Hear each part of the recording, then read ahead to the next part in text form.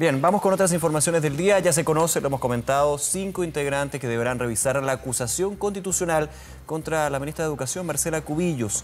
Los sorteados fueron 4 parlamentarios del oficialismo y solo una de la oposición. Ahora, se hacen varias preguntas. ¿Triunfo para Chile Vamos en esta pasada? Vamos a hablar de este y otros temas. Para eso nos acompaña a esta hora Mario Desbordes, diputado y presidente de Renovación Nacional. Diputado, ¿cómo está? Muy buenas tardes. Buenas tardes, Nicolás. Buenas tardes, Patricia. Le hago la pregunta. ¿Triunfo para Chile Vamos por esta composición de la comisión que va a revisar la acusación constitucional? No, la comisión es importante, pero no es vinculante la resolución o la conclusión en la que ellos arriben. Así que la sala no está obligada a acatar lo que la comisión recomiende. A mí me da la tranquilidad que la acusación va a ser revisada en su mérito. Además, 2 de los integrantes son profesores. Hugo Rey, además de Renovación Nacional, es miembro de la Comisión de Educación, por lo tanto entiende el tema que se está discutiendo en esta acusación constitucional, y por lo tanto para mí solo es una garantía de que la acusación, las personas que sean invitadas, etcétera, van a ser tratadas como corresponde y además el fondo analizado en su mérito. Claro, esto es algo que finalmente la decisión la tienen ahí en la Cámara de Diputados, en la sala, para ver cuál es el futuro que puede tener esta acusación constitucional. Desde esa perspectiva, ¿cuál es la expectativa que tiene usted respecto a lo que puede ir ocurriendo con este proceso? Ya hemos visto en el pasado que otros 2 ministros de Educación han sido destituidos a través de una acusación constitucional.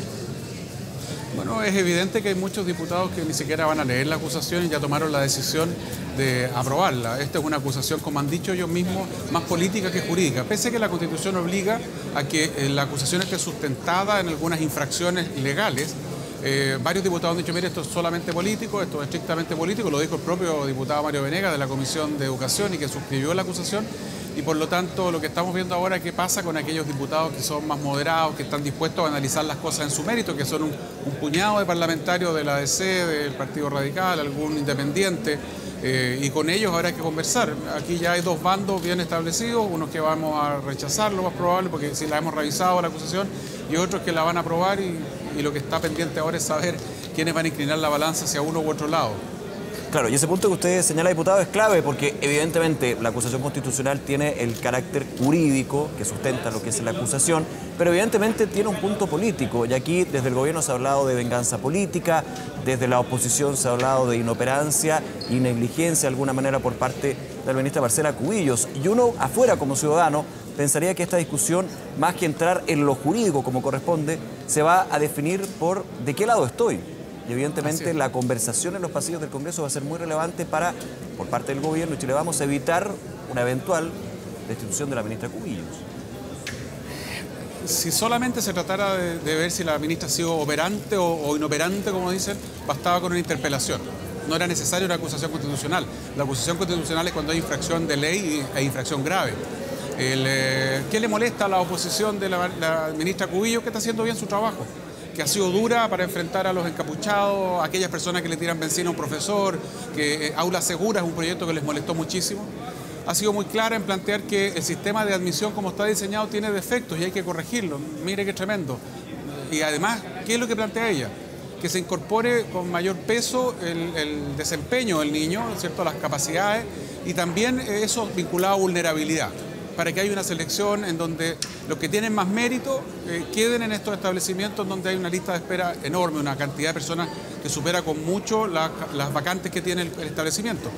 Eso es lo que ha planteado, ni más ni menos, se ha comunicado con los apoderados directamente.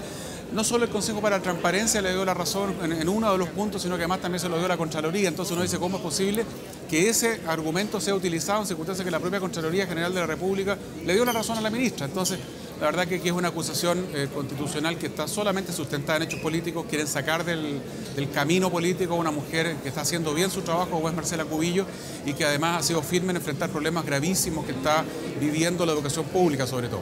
Ahora, cuando estamos justamente en otro aspecto de lo que es el trabajo legislativo, que son eventuales reformas al Congreso Nacional, uno también podría pensar, y viendo lo que es la historia de las acusaciones constitucionales, lo decía Patricia, las últimas acusaciones que terminaron con destitución fueron 2 ministros del área de educación, Caral Bayer y también la actual senadora Yarna Proboste. Nuevamente tenemos en el patíbulo, podríamos decir, a un titular de esa cartera, es decir, de gobierno a gobierno. Educación ha sido un tema que tiene miradas distintas, pero termina con la posibilidad de que un secretario de Estado no termine su labor. ¿No habría que de alguna manera ir revisando también esto? Yo sé que es algo más profundo que no va a la contingencia de la oposición constitucional, pero pensando en una política de Estado de educación, claramente las diferencias se están haciendo muy latentes y demasiado profundas. Mire, respecto de las acusaciones anteriores, se ha pretendido que en el caso de la ex ministra y hoy día senadora Proboste, la información que sustentaba las acusaciones, los antecedentes son similares o del mismo peso político, mismo peso jurídico. Y no es así. Respecto a la entonces ministra Proboste, los antecedentes eran gruesos, graves, había miles de millones de pesos que no se sabía dónde estaban, las cuentas no sabía qué pasaba con ellas. No es responsabilidad personal de la ministra entonces Proboste, nadie pretende que ella haya tocado un peso, pero era evidente que era responsabilidad en su calidad de ministra, no se había hecho ese trabajo. En el caso actual se están planteando acusaciones por temas que ya unos están aclarados por la Contraloría y otros la verdad que no tienen sustento jurídico, pero al final del día uno tiene que aceptar que así está funcionando el Congreso, que se ha presentado un récord de acusaciones constitucionales, de solicitudes de destitución del fiscal nacional y una serie de otras. ¿Pero está bien que funcione así, diputado, el Congreso? A mí me parece que no, yo lo he insistido mucho. La acusación constitucional son herramientas que nos da la Constitución, valga la redundancia, que son extraordinariamente importantes y sensibles. Se deben utilizar solamente cuando haya antecedentes muy fundados. Cuando ha habido ya 2 acusaciones constitucionales en 12 meses, 3, incluyendo la de los ministros de la Corte Suprema, uno dice, bueno, esto se está usando más como una herramienta de propaganda política, cuando alguien quiere salir en televisión, cuando quiere hacer un daño político al Ejecutivo, y eso no debería suceder, eso es lamentable. Claro, en la otra vereda se ha hablado de un gobierno que busca más bien coaptar la capacidad fiscalizadora y más bien la potestad fiscalizadora que por la Constitución está mandatada justamente a la Cámara de Diputados. O sea, las miradas también son súper contrapuestas y finalmente uno ve de que no hay un consenso ahí. Depende de en qué lado se esté. Lo que pasa es que eso es faltar a la verdad o mentirle derechamente a la gente, porque la facultad fiscalizadora se usa por otra vía. Se puede hacer una comisión investigadora, sacar conclusiones después de investigar los hechos de manera profunda, se puede hacer una interpelación si usted quiere fiscalizar a un ministro de Estado, se puede desde mandar oficio, etcétera, y por lo tanto si quisiera fiscalizarse esto, se habría hecho otra cosa, no lo que se está planteando. Aquí no hay del Ejecutivo ningún impedimento para que sea fiscalizado, sea controlado, las puertas abiertas, transparencia absoluta respecto de lo que se está haciendo, y lo que hay aquí adelante frente a nosotros es exclusivamente el ánimo de sacar de carrera, sacar del mapa político a una ministra de Estado que es Marcela Cubillos, que está haciendo un muy buen trabajo, nada más que eso. Sí, diputado, en otro tema le quería preguntar su opinión sobre lo que está pasando con esta discusión en torno al matrimonio igualitario.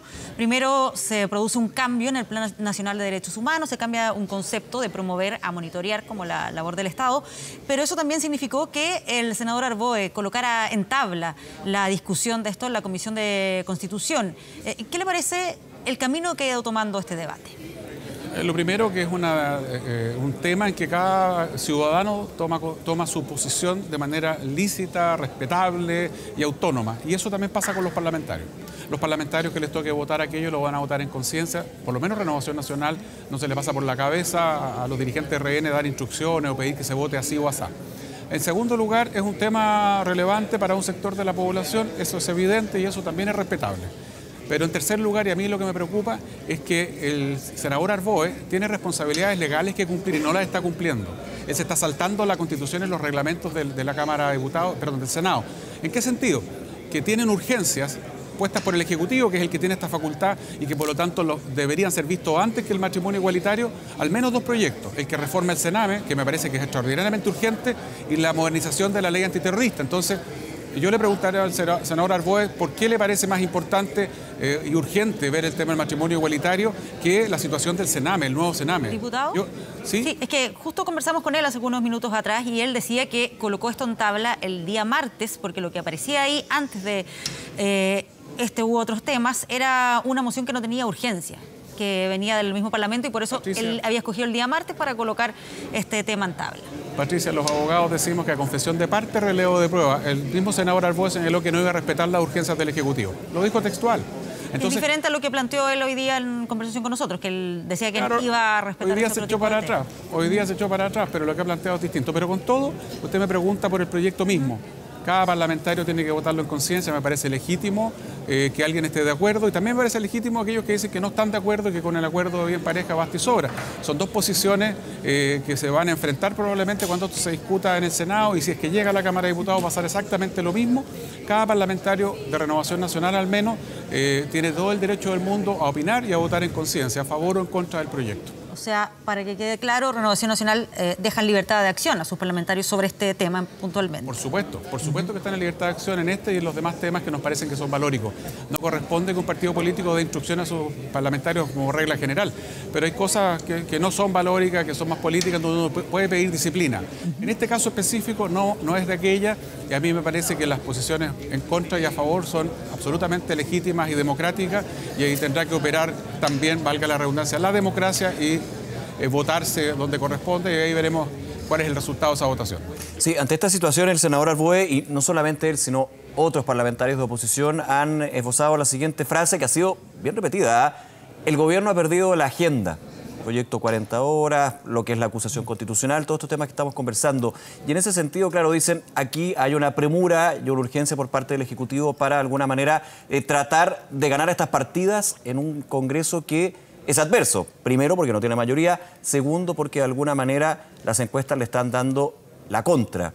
¿Cómo lo ve usted? También considerando que se ha sabido que usted ha postulado la necesidad de ya revisar el legado del gobierno de Sebastián Piñera, algo que no ha dejado muy contentos a sus socios de Chile Vamos. Sobre el legado, creo que el único descontento, la única descontenta fue la senadora de la UDI, que no lo dijo en la reunión, podría haberlo planteado en la reunión y no en la conferencia. Pero usted comprenderá que si yo quiero empezar a trabajar el legado que voy a dejar en 2 años más, tengo que hacerlo hoy día. ¿Qué puedo hacer el último año, los últimos 6 meses, los últimos 10 meses? Un poquito extraño pretender que uno va a analizar esto a último minuto. El legado, que es lo que yo le he planteado al Ejecutivo, y se está haciendo bien la pega en eso, tiene 2 patitas. Una que es intangible, pero que son muy importantes, que son las reformas. La previsional, la reforma tributaria, la reforma a la ley de migración y otras más pequeñitas, al parecer no son reformas gruesas, pero que son muy importantes, como la ley de fármacos, como una serie de proyectos de ley, el del Sename. Y ese es el legado intangible, como en el gobierno anterior del presidente Piñera, que dejamos el postnatal de 6 meses, por ejemplo, a todas las mujeres de Chile. Y en paralelo hay otro legado, que es el de los fierros, del cemento, del ladrillo, y en ese también hay que ponerse hoy día de acuerdo cuáles van a ser nuestras prioridades. A mí me encantaría que abordemos el tema del agua y este gobierno sea el que ponga el primer ladrillo de lo que podría ser, qué sé yo, plantas desalinizadoras en todas las regiones que están con problemas, y como yo lo vi en Israel, empezar a regar con agua desalinizada, asegurar el suministro de todas las ciudades. En el tema de la basura, acabo de ver en China cómo la basura se quema, se transforma en energía eléctrica, no queda ni un solo residuo, no hay ni una sola humo al aire, es impecable el proceso y además se termina esta lógica de los vertederos. Por ejemplo, estamos a 6 meses de la COP25. Son esas las cosas que yo invité al gobierno a conversar. Los partidos políticos tenemos derecho a opinar y a mí me llama la atención que la senadora Van Rieselberghe se autocensure o que pretenda que estas cosas se van a discutir el último año. Si nos ponemos de acuerdo el último año, yo no sé de qué legado vamos a hablar, no vamos a alcanzar a hacer nada. Claro. Hay un dato que subyace también en mi comentario. El presidente Macri y la situación de Chile y Argentina son completamente distintas. Acá no tenemos ni la inflación, ni la cesantía, ni la pobreza que tiene Argentina. Pero en términos políticos, el presidente Macri ahora, entre primera y segunda vuelta, está haciendo un montón de anuncios que no los hizo antes. No nos vaya a pasar a nosotros que, pudiendo hacer los anuncios a tiempo, ¿diputado?, los dejamos en el tintero. Pero en ese sentido usted postula de que hay que cambiar el cronograma que se ha establecido por parte del Ejecutivo, que comenzaba con las reformas estructurales, que sigue con la discusión de las reformas institucionales. ¿Hay que apresurar las cosas? No. Yo creo que... ¿O agregar cosas? Nicolás, estamos a mitad de periodo. El programa de gobierno se hizo en 2016. A todos los guardianes del programa de gobierno hacerles presente que hay cosas que han cambiado. Yo no sé si teníamos claro la sequía que íbamos a enfrentar. Y esta sequía es estructural, llegó para quedarse. Yo vivo en la provincia de Chacabuco, en Colina. Usted camina 1,5 kilómetros hacia adentro de los cerros y decenas de vacunos y de caballares muertos, que es un panorama que no existía. Eso es algo que no se había visto nunca. Entonces, a todos los ciertos cancerberos, a todos estos que son los guardianes del programa de gobierno, yo les hago presente una frase de Ernesto Ottoni, que me parece que es una de las personas más lúcidas en estas cosas. El programa de gobierno es importante, pero uno tiene que establecer ciertas guías básicas e ir adaptándose respecto a lo que va sucediendo, porque uno tiene que ser capaz de reaccionar. Entonces lo que yo planteo es eso, nada más. Se ha hecho un buen trabajo por parte de mi gobierno, tampoco se plantea en tono de crítica, al revés, es cómo hacemos para que se concreten todas estas reformas políticas y qué vamos a hacer en materia de fierros, de ladrillo, de cemento. Yo creo que estamos muy atrasados, por ejemplo, en la licitación de hospitales concesionados. Las concesiones en general están muy atrasadas. ¿Qué pasa con eso? Y lo otro, y algunos me dicen que esto es de izquierda, es ridículo. Yo llamo a recuperar el concepto de la obra pública. No todas las obras públicas tienen que ser hechas por privados o concesionadas. En algún minuto el Estado se tiene que meter la mano al bolsillo y construir algunas obras que no son rentables para los privados o que si las hace el privado no son alcanzables para quien va a recibir el beneficio. Entonces eso es lo que estamos planteando desde Renovación Nacional. Nos gustaría que tengamos otro gobierno de Chile Vamos. Nos parece bien poco lógico que esperemos para hacer esta conversación al último año de gobierno, porque no vamos a alcanzar a reaccionar y no vamos a alcanzar a implementar estas cosas. Yo creo que es una conversación súper saludable entre coalición y gobierno. ¿Diputado? Sí.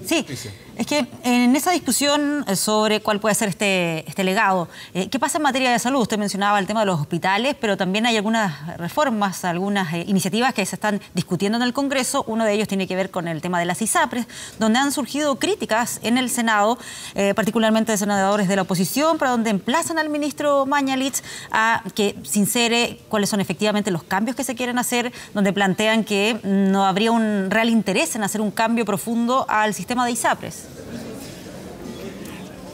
Una cosa son los fierros, los hospitales, y el otro legado, como decíamos, eran los intangibles, por ejemplo, la modernización de FONASA, la modernización del COMPIN, y debe haber una modernización de la ISAPRES. El presidente lo anunció, de poner término a todas las discriminaciones que hay contra la mujer, los adultos mayores, las preexistencias.